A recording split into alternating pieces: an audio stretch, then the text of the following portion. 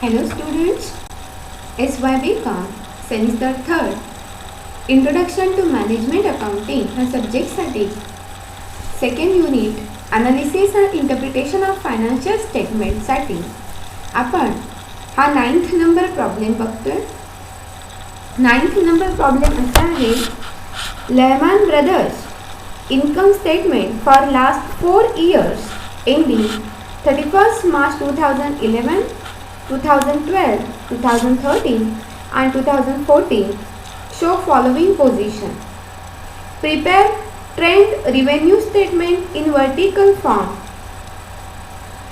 Take 31st March 2011 as the base year for analysis and comment on administrative expenses and non-operating income.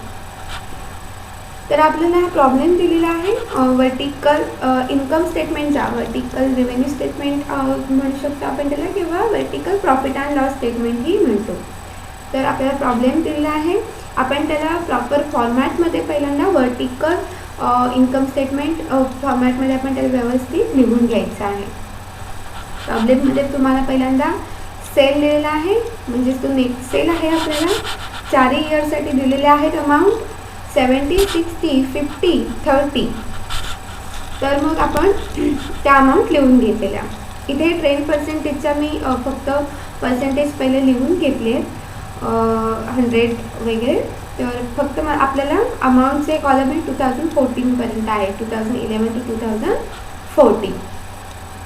आपण net सेलमधून cost of goods sold COGS less करतो. इथे तुम्हाला COGS काढायचा आहे. त्यासाठी तुम्हाला दिलेत मटेरियल कन्झ्यूम आणि वेजेस, ह्या 2 गोष्टी COGS मध्ये येतील. मटेरियल कन्झ्यूमचे अमाऊंट आपल्याला दिलेले आहेत, त्या आपण रिस्पेक्टिव्हली त्या त्या इयरला घेतलेल्या. देन टू वेजेस पण फॅक्टर रिलेटेड आहे, सो वेजेस पण COGS मध्ये येतं. आपण त्याचाही अमाऊंट त्या त्या इयरला लिहून घेतलेल्या. सो टोटल ऑफ दिस 2 म्हणजे आपल्याला COGS मिळाले. आपल्याला 2011 साठी COGS मिळाले 28, 2012 साठी COGS आहे 24, 2013 साठी COGS आहे 17 आणि 2014 साठी COGS आहे 10. ओके, आपल्याला ॲक्च्युली आता ह्या इतक्या छोट्या अमाऊंट नाही आहे की 7, 10, 21 हे रुपीज इन करोड्स दिलेले आहेत. म्हणजे 70 crores 21 crores आहे. पण ते 0 आपण जेव्हा लिहितो त्यावेळेला ते अमाऊंट खूप जास्त लेंदी होते तर आणि ते कॅल्क्युलेशनला प्रॉब्लेमॅटिक होतो. त्यामुळे आपण वरचे सगळे 0 हे करून आपण त्याला फक्त एक लिहिलेलं आहे पहिल्यांदा शॉर्टमध्ये की रुपीज इन करोड्स. म्हणजे आपण वाचताना असं वाचायचं 70 crores, 60 crores, 50 crores, 2 crore या 1 crore. तर हे आपण वरती लिहून घेतले जेणेकरून आपल्याला कॅल्क्युलेशन करताना प्रॉपर इझी वेने ते कॅल्क्युलेशन जाईल. देन टू आपण ग्रॉस प्रॉफिट फाइंड आउट केलेला. ग्रॉस प्रॉफिट म्हणजे net sale minus COGS. Gross profit आपल्याला मिळत आहे रिस्पेक्टिव्हली 42, 36, 33 अँड 20. ग्रॉस प्रॉफिट मिळाल्यानंतर आपण त्याच्यातून लेस करतो ऑपरेटिंग एक्सपेन्सेस. ऑपरेटिंग एक्सपेन्सेस आपले 3 टाईपचे असतात, ॲडमिनिस्ट्रेटिव्ह किंवा ऑफिस एक्सपेन्सेस, सेलिंग एक्सपेन्सेस आणि फायनान्स एक्सपेन्सेस.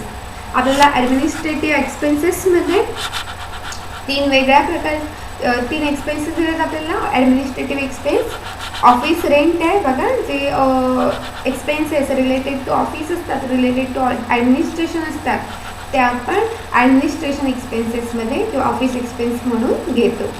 ऑफिस रेंट दिले 7 आहे सर्व इयरसाठी. ऑफिस सॅलरीज दिल्या, ऑफिस सॅलरी सर्व इयर्स पहिल्या 3 इयरसाठी 14 आहे आणि लास्ट इयरसाठी 3.5 आहे. Then to other administrative expenses दिले 17.5, 15, 12.5 अँड 7.5. ओके, देन आपण या तिन्ही ॲडमिनिस्ट्रेटिव्ह एक्सपेन्सेसची टोटल केलेली. आपल्याला टोटल ॲडमिनिस्ट्रेटिव्ह एक्सपेन्सेस मिळतात 38.5, 36, 33.5 and 18. देन आफ्टर आपण selling and distribution expenses, operating expenses आहे सेलिंग अँड डिस्ट्रीब्युशन एक्सपेन्सेस. त्याच्यामध्ये आपल्याला फक्त सेल्स प्रमोशन एक्सपेन्सेस दिले ते आपण लिहून घेतले. Sales promotion expenses 3.5, 3 2.5 and 1.5. So total operating expenses म्हणजे administration expenses plus selling and distribution expenses. So 2011 साठी टोटल ऑपरेटिंग एक्सपेन्सेस आहेत 38.5 प्लस 3.5 म्हणजे टोटल ऑपरेटिंग एक्सपेन्सेस 42. 2012 साठी 36 प्लस 3 टोटल ऑपरेटिंग एक्सपेन्सेस 39. 2013 साठी 33.5 plus 2.5 so total operating expenses 36.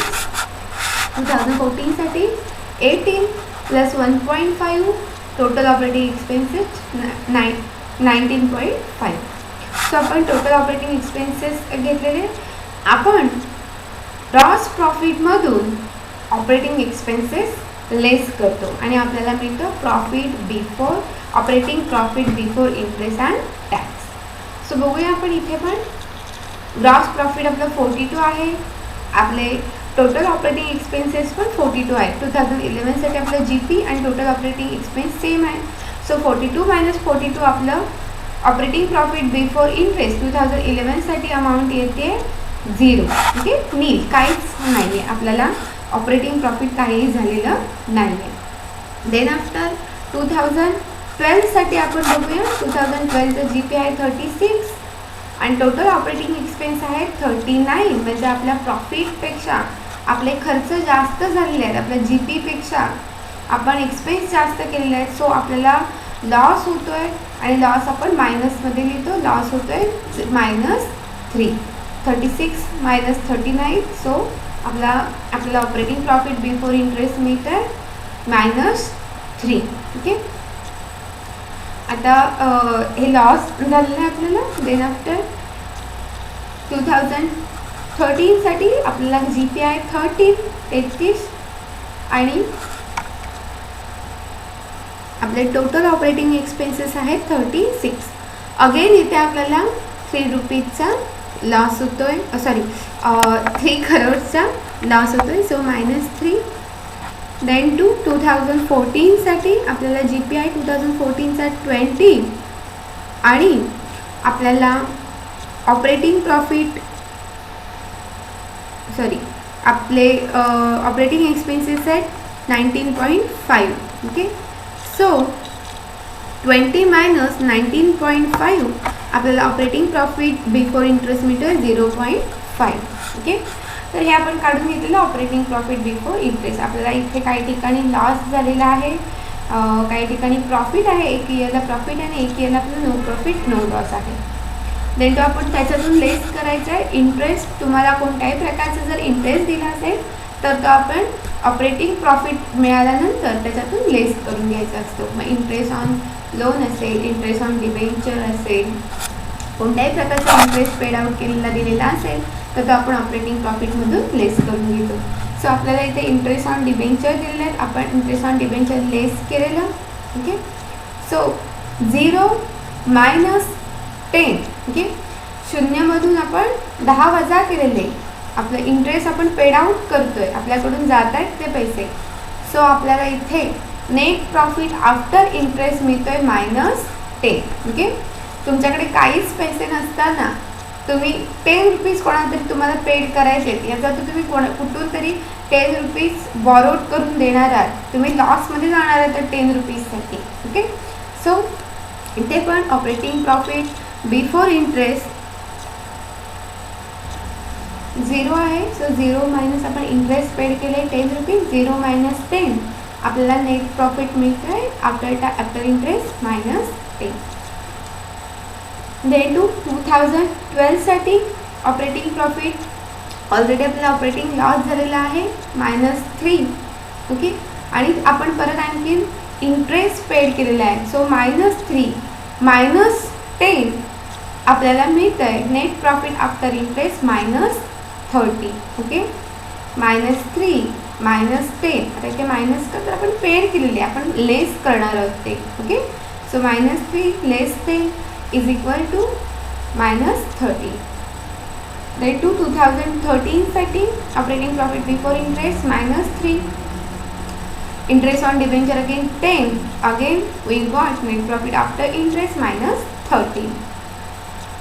2014 साठी operating profit before interest 0.5 आपण interest paid केलेला लेस 10. So आपल्याला net profit after interest मिळतोय -9.5. ओके, आपल्याला हे नेट प्रॉफिट ॲक्च्युली हा नेट लॉस आहे सर्व ठिकाणी, मायनसमध्ये आहे याचा अर्थ तो लॉस आहे. नेट लॉस आफ्टर इंटरेस्ट मिळालेला आहे. त्याच्यामधून आपण नॉन ऑपरेटिंग इन्कम काही असेल तर ते ॲड करतो आणि नॉन ऑपरेटिंग एक्सपेन्स काही असेल तर लेस करतो आणि आपल्याला लास्ट फायनल अमाऊंट मिळते नेट प्रॉफिट. ओके, तुम्हाला प्रॉब्लेममध्ये टॅक्स दिलेला नाही आहे, सो टॅक्स लेस करायचा नाही आहे. नॉन ऑपरेटिंग एक्सपेन्सेस आपल्याला कोणत्याही प्रकारचे दिलेले नाही आहे, फक्त आपल्याला नॉन ऑपरेटिंग इन्कम दिलेला आहे ते आपण ॲड करून घ्यायचं. Add non operating income, dividend receive 0.5, 4.5 sorry 0.5, 0.4, 0.3 and 0.2. Okay, then to आपण हे ॲड करून घेऊया.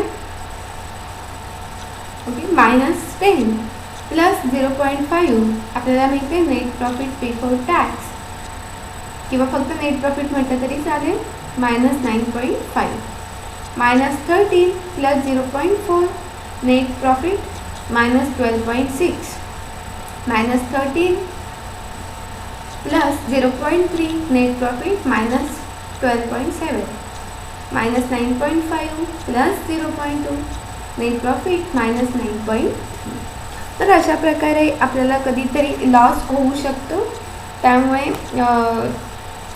तशाही प्रकारचे एक्झाम्पल आपल्याला सॉल्व करता आली पाहिजे. देन टू आपण याचं ट्रेंड ॲनालिसिस बघणार आहे. ट्रेंड ॲनालिसिस ॲज युजल आपण जसं नेहमी काढतो तसं. आता आपण इथे आपल्याला काही अमाऊंट या मायनसमध्ये मिळाल्या, याचा अर्थ ट्रेंड पर्सेंटेज पण मायनसमध्ये मिळतील का, तर असं नाही आहे. आपल्याला ट्रेंड पर्सेंटेज मायनसमध्ये होणार नाही. आपण बघूया 2012साठी पहिल्यांदा आपण बघूया 2012साठी ट्रेंड पर्सेंटेज काय येतं. 60/70 current year amount upon base year amount. 2011 आपल्याला बेस इयर घ्यायला सांगितलं आहे, इंटू 100. 60/70 इंटू 100 आपल्याला ट्रेंड पर्सेंटेज मिळत आहेत 85.71. ओके, तर अशा तऱ्हेने मी इथपर्यंत काढून घेते. पहिल्यांदा जिथपर्यंत प्लस अमाऊंट्स आहेत तिथपर्यंत मी काढून घेते. टोटल ऑपरेटिंग एक्सपेन्सेसपर्यंत सर्वांनी पहिल्यांदा ते कॅल्क्युलेट करून घ्या आपल्या नेहमीच्या मेथडने.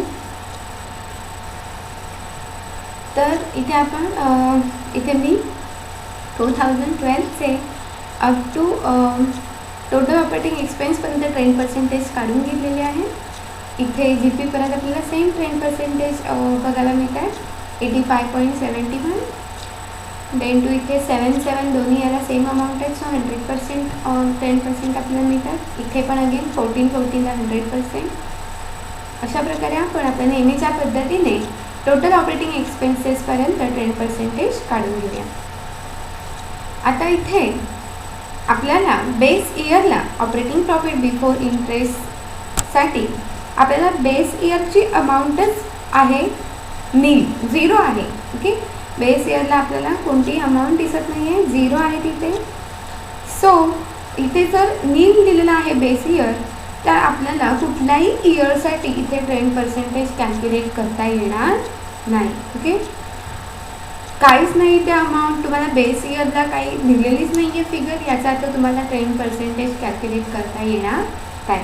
सो आपण ऑपरेटिंग प्रॉफिट बिफोर इंटरेस्ट याला ट्रेंड पर्सेंटेज कॅल्क्युलेट करायचे नाही आहे आणि आपण त्याच्या पुढची नेक्स्ट ट्रेंड पर्सेंटेज बघूया.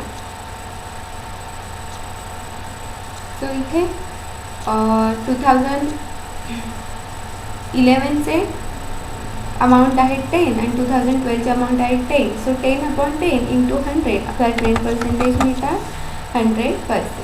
ओके, नेट प्रॉफिट आफ्टर टॅक्ससाठी पण सेम घ्यायचं आहे. आयदर तुम्ही दोन्ही मायनस साईन आहेत त्यामुळे मायनस साईन नाही घेतला, डायरेक्ट कॅल्सीवर 13/10 इंटू 100 केला तरी पण तुम्हाला तेच आन्सर मिळणार आहे. ओके, सर आपण करूया 13/10 इंटू 100. आपल्याला आन्सर मिळतं 130%. आता इथे जर कोणाला डाऊट असेल की 130% म्हणजे प्लसमध्ये का, तर बघा आपल्याला पर्सेंटेजचा विचार करायचा. इथे आपण ते मायनसमध्ये नाही घेऊ शकत. माझा लॉस होता 2011साठी -10. मला -10 हा लॉस होता माझा. 10 करोडचा माझा लॉस होता. 2012ला तो लॉस वाढून 13 झाला आहे. ओके, 2012ला तो लॉस वाढला आणि झाला आहे 13. सो आपण इथे घेतलं -13. माझा तो लॉस वाढला आहे. भले माझा जरी प्रॉफिट वाढला असता, जरी माझा 10 करोड हा प्रॉफिट असता, प्लसमध्ये अमाऊंट असती आणि मला 13 करोड ही नेक्स्ट इयर अमाऊंट मिळाली असती, तर मला किती ते पर्सेंटेज मिळालं असतं. ऑब्वियसली 130% इन्क्रीज झालं आहे माझं.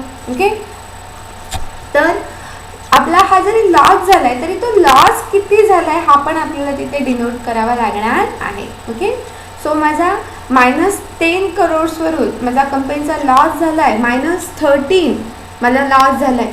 याचा अर्थ माझा लॉस किती झाला आहे 130%. ओके, 10% तुमचं हॉटेवर जे काही प्रॉफिट अँड लॉस काही तुमच्या कंपनीची पोझिशन असेल ती कॅल्क्युलेट करत असते. ॲज इट इज इथे 0.40 अपॉन 0.50 आपल्याला 10% मिळत आहे 80. आणि लास्टला अगेन 12.6 अपॉन 9.5 आपल्याला 10% मिळतात 132.63. ओके, तर अशा प्रकारे तुम्हाला पुढच्या इयरसाठी पण 10% कॅल्क्युलेट करायचे आहे. ओके, इथे आपल्याला कोणत्याच इयरसाठी ऑपरेटिंग प्रॉफिट बिफोर इंटरेस्ट तुम्हाला कोणत्याच इयरसाठी 10% कॅल्क्युलेट करता येणार नाही, कारण आपलं बेस इयर तिथे 0 आहे. सो आपण कुठेच ते कॅल्क्युलेट करू शकत नाही. बाकी सगळं ॲज इट इज तुम्हाला 2012साठी पण 10% कॅल्क्युलेट करायचे आहेत आणि 2014साठी कॅल्क्युलेट करायचे आहे. तर तुम्ही या दोन्ही इयरचे 2012 आणि 2014चे पण 10% आपल्या नेहमीच्या मेथडने कॅल्क्युलेट करून घ्यायचे आहे. थँक्यू.